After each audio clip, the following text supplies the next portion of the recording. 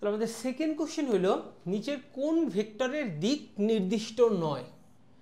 তো আমাদের এটার অ্যান্সার প্রথমটা কি, বিপরীত ভেক্টরের একটা দিক নির্দিষ্ট আছে, শূন্য ভেক্টরের দিকটা নির্দিষ্ট নেই।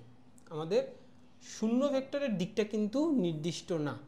আর সমান ভেক্টরের দিকও আছে, বিপরীত ভেক্টরের দিক আছে, তো এগুলো আমাদের হবে না, আমাদের শূন্য ভেক্টরের দিকটা নির্দিষ্ট নয়। তো এই কোশ্চেনটার আমাদের সামারি কি, এই কোশ্চেনটার সামারি কতগুলো ভেক্টর আমাদের 2 অধ্যায় পাবা, প্রত্যেকটার কিছু বৈশিষ্ট্য আছে, সমান ভেক্টর থাকার কি বৈশিষ্ট্য, বিপরীত ভেক্টর থাকার কি বৈশিষ্ট্য, সমান্তরাল ভেক্টর থাকার কি বৈশিষ্ট্য, ওগুলো আমরা একটু গো থ্রু করবো। আর এই কোশ্চেনটা একটা কমন কোশ্চেন যে নিচের কোন ভেক্টরের দিক নির্দিষ্ট নয়, এটা একটু মুখস্থ রাখবো, অনেকবার আসছে, সেটা হলো শূন্য ভেক্টর। ওকে, তো আমরা থার্ড কোশ্চেনে চলে যাই। থার্ড কোশ্চেন বলছে পর্যায়কাল দ্বিগুণ করতে সরল দোলকের দৈর্ঘ্য কত গুণ বাড়াতে হবে। তো এই জিনিসটা আমি একটু করি, তারপরে আমি একটু বলতেছি এটা নিয়ে কথা। আমরা পর্যায়কালের সূত্র জানি কি, T is equals to twice by root over L by g. তো এই ফর্মুলা থেকে আমরা বলতে পারি কি, T proportional to root over L, T proportional to root over L. তাহলে এইখান থেকে আমরা কি লিখতে পারি, T two divided by T one is equals to root over L two divided by L one. তাহলে পর্যায়কাল করতে চাও কি, দ্বিগুণ, আর দৈর্ঘ্য কত গুণ বাড়াতে হবে। তাহলে টি টুর জায়গায় কী বলবা, বসাবা টু টি ওয়ান, আর টি ওয়ান তো নিচে T one is equals to root over L two by L one. তো এইখান থেকে তুমি কি লিখতে পারো যে L two by L one কত হবে, L two by L one যদি উভয় পক্ষকে স্কোয়ার করে ফেলো তাহলে আমাদের অ্যান্সার আসবে 4। তাহলে L two is equals two কি 4 এল ওয়ান।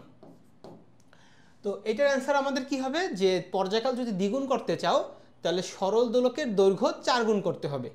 এখন এই কোশ্চেনটা নিয়ে একটু কথা বলবো কেন, আমাদের ইঞ্জিনিয়ারিং বা অন্যান্য জায়গার যে কোশ্চেনগুলো আসে সেগুলোতে ভাষাটা খুব ইম্পর্টেন্ট।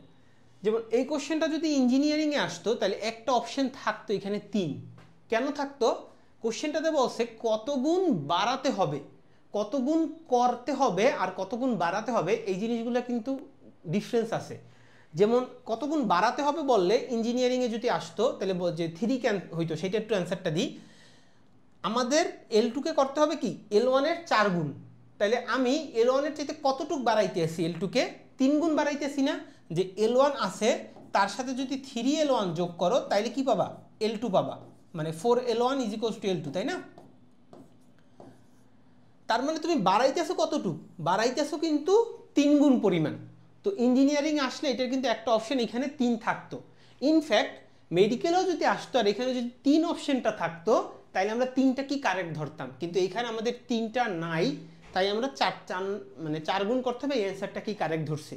ওকে, তো এগুলোতে একটু সাবধান থাকতে হবে। সচরাচর মেডিকেল আর ঢাকা ভার্সিটির কোশ্চেনগুলোতে এই কত গুণ বাড়াতে হবে বলে কত গুণ করতে হবে সেইটাই চায়। যেমন আমি যখন 2020 সালে পরীক্ষা দিয়েছিলাম আমার ঢাকা ভার্সিটিতে এরকম একটা কোশ্চেন আসছিল, তো ওইখানে এরকম বাড়াতে হবে এই কোশ্চেনটা চাইছিল, কিন্তু বাড়াতে হবে এইটা ধরে অ্যান্সার যদি বের করতাম ওইটা আসলে এই 4টা অপশনের মধ্যে ছিল না ওই উত্তরটা। তো আমি এবার একটু বেশি চালাকি করে আমি ভাবছি যে এই কোশ্চেনটা তাহলে ভুল, উত্তর দেওয়ার দরকার নেই। পরে বাইরে এসে দেখি যে কত গুণ করতে হবে, ওই অ্যান্সারটাই কত গুণ বাড়াতে হবে এরকম টাইপের অ্যান্সার হিসেবে কারেক্ট ধরা হয়েছে। তো তোমাদের যদি এরকম থাকে তোমরা কত গুণ করতে হবে ওইটার অ্যান্সারটা কি কারেক্ট দেবে, আর যদি অপশনে 3 পাও তাহলে ওইটাই কারেক্ট দেওয়াটা বেটার।